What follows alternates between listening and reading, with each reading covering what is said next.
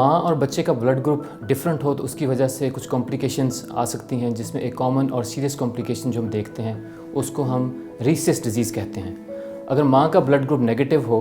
और अगर शौहर का ब्लड ग्रुप पॉजिटिव हो तो इसमें माँ और बच्चे का ब्लड ग्रुप कई दफ़ा डिफरेंट हो जाता है। माँ का ब्लड ग्रुप नेगेटिव और बच्चे का ब्लड ग्रुप पॉजिटिव हो तो उसमें जो माँ का मुदाफ़ती निज़ाम है वो बच्चे के ब्लड के ख़िलाफ़ एंटीबॉडीज़ बनाना शुरू कर देता है, जो कि बच्चे के खून के अंदर जो सुर्ख खुलिए जिनको हम रेड सेल्स कहते हैं उनको डिस्ट्रॉय करना शुरू कर देते हैं।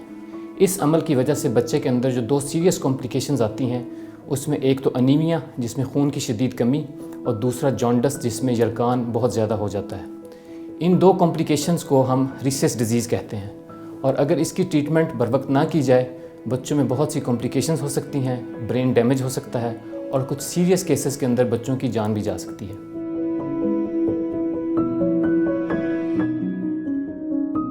रीसेस डिजीज़ जिन बच्चों में होती है उसमें ज़रूरी है कि बच्चे की पैदाइश के फ़ौरन बाद उनको NICU में दाखिल किया जाए और एक प्रॉपर क्लिनिकल असेसमेंट और कुछ ब्लड टेस्ट किए जाएँ।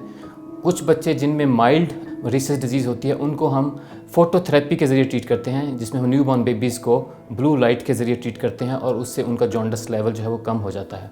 कुछ जो सीवियर केसेस हैं रीसेस डिजीज़ के उसमें बच्चों का ब्लड चेंज करना पड़ता है, जिसमें हम एक कैथेटर के ज़रिए ब्लड देते हैं और दूसरे कैथेटर के ज़रिए ब्लड निकाल देते हैं। इस प्रोसीजर को हम एक्सचेंज ट्रांसफ्यूजन कहते हैं और एक काफ़ी कॉम्प्लिकेटेड प्रोसीजर है जो कि सिर्फ ट्रेंड जो प्रोफेशनल्स हैं वो दे सकते हैं, लेकिन ये एक लाइफ सेविंग ट्रीटमेंट है उन बच्चों के लिए जो कि सीवियर रीसेस डिजीज़ से अफेक्ट होते हैं।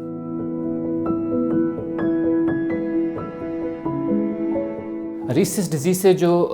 प्रिवेंशन है वो बहुत इम्पॉर्टेंट है। आज से तकरीबन 20-25 साल पहले इसकी कोई प्रिवेंशन नहीं थी और जो बच्चे अफेक्ट होते थे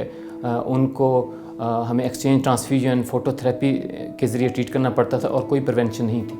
लेकिन पिछले 2 दहाइयों से एक ट्रीटमेंट अवेलेबल है जिसको हम NTD इंजेक्शन कहते हैं और वो तमाम ख़वातीन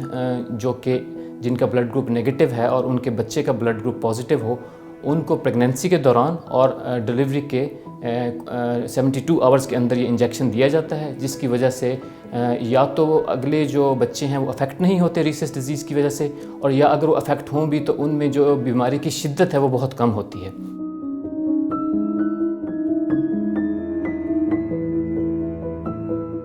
NTD इंजेक्शन जिसका मैंने जिक्र किया, इसके अलावा जो एक और बीमारी है जो कि कई दफ़ा न्यूबॉर्न बेबीज़ को अफेक्ट करती है वो है तशन्नुज, जिसको हम न्यूनेटल टेटनस कहते हैं। तो उसके लिए ज़रूरी है कि टेटनस के हिफाजती टीके प्रेगनेंसी के 7th और 8th मंथ के अंदर 2 इंजेक्शन जो हैं वो बहुत ज़रूरी हैं कि वो लगवाए जाएँ। वो आप किसी भी जो गवर्नमेंट के हिफाजती टीकों के मराकज़ हैं वहाँ से लगवा सकते हैं या जो आपकी लेडी डॉक्टर हैं वो आपके लिए अरेंज कर सकती हैं।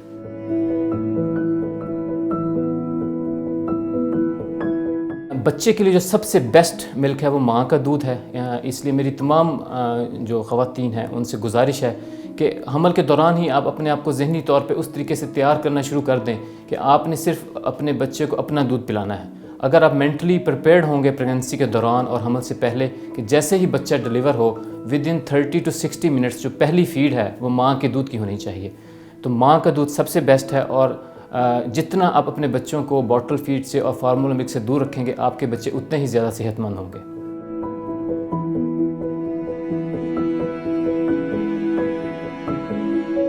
कई दफ़ा हम देखते हैं कि प्रेगनेंसी बिल्कुल ठीक होती है, कोई कॉम्प्लिकेशंस नहीं होती, अल्ट्रासाउंड स्कैन्स नॉर्मल होते हैं, लेकिन डिलीवरी के टाइम पे खुदा न खास्ता कोई ऐसी कॉम्प्लिकेशन हो जाती है जिसकी वजह से बच्चे को हेल्प की ज़रूरत पड़ती है, ब्रीदिंग की या रिससिटेशन की ज़रूरत पड़ती है और ये रिससिटेशन सिर्फ जो पीडियाट्रिशियंस हैं या न्यूबॉर्न स्पेशलिस्ट हैं वो प्रोवाइड कर सकते हैं। इसलिए कोशिश करें कि डिलीवरी एक ऐसी जगह करवाई जाए जहाँ पे अगर